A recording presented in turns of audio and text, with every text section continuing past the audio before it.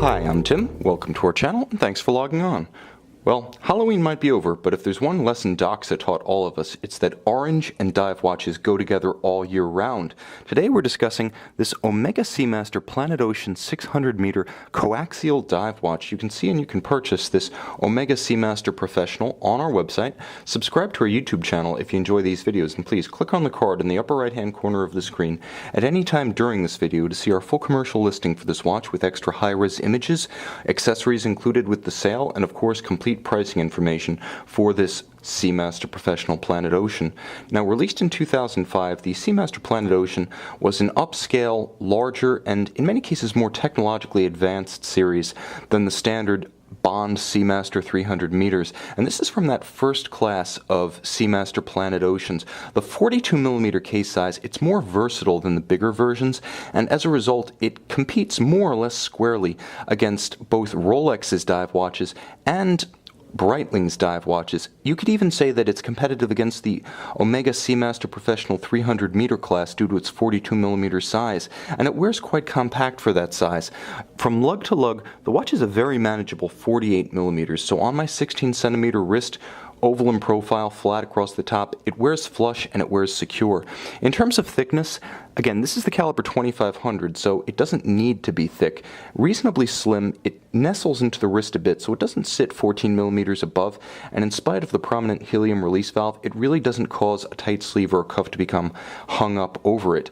Now, the watch does have one outstanding feature that I have never reviewed on a Seamaster Planet Ocean 42, and that's the primary reason I'm reviewing this watch, although I've already reviewed this case size. I have never reviewed it on this full Omega stitched rubber strap. It's a spectacular piece. First of all, the aesthetic is singular, but second, the way it feels and wears does transform the experience of the watch and deserves to be related extensively. Now, you can see on the underside, nicely textured, it helps the strap to aggress gently against the wrist and remain secure. There's not much flare to the strap, but there is some. It does wear a bit larger than its 48mm lug-to-lug measurement would suggest because the strap does push outward a little bit. It's constrained against the flank of the case, so it has a very nice integrated look, but you will have to buckle it a little tighter to get a more secure fit because there is some rigidity built into the strap. Now, the clasp is of incredibly high quality, fully polished, beautifully finished inside and out. It's twin trigger, so not friction fit. It can accidentally pop open.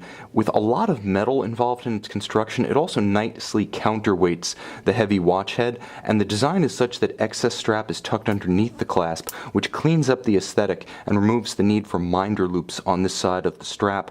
Now, like I said, it's a heavy clasp, so it nicely counterweights the watch on the wrist such that, just as with the keel of a sailboat, it prevents a loosely worn Planet Ocean from porpoising too much on the wrist. Now, the case is classic Omega Seamaster Professional. Really, all Omega Professional watches using that nomenclature feature some variant of this beveled case, asymmetrical with crown guards built in. It's handsome. It features a nuanced and contrasting finish. You can see satin on the flanks with many polished highlights. It also features an anodized aluminum bezel insert, all of orange, that nicely matches the strap and the dial details. Now, the Planet Oceans are all a bit retro-inspired by the original Seamaster 300 of 1957, and you can see that continues on the dial with the broader arrow-style hands and the orange Arabic numerals and the large trapezoidal indices. The watch is absolutely fearsome in the dark as the immense loomed surfaces glow with incredible intensity. Now, the watch does feature Omega's caliber 2500, but in Charlie iteration, so there have been a couple of generations of the 2500. And the C and D models beat at the coaxial specific 25,200 vibration per hour beat rate. These are now effectively as durable as the 8500s. They have the tri-level escapement, they have the 25.2 beat rate, and they have all of the virtues that we have come to associate with Omega's more highly evolved versions of the coaxial caliber, including a little bit of extra power reserve. Compared to the standard 2500, you get 48, not 42.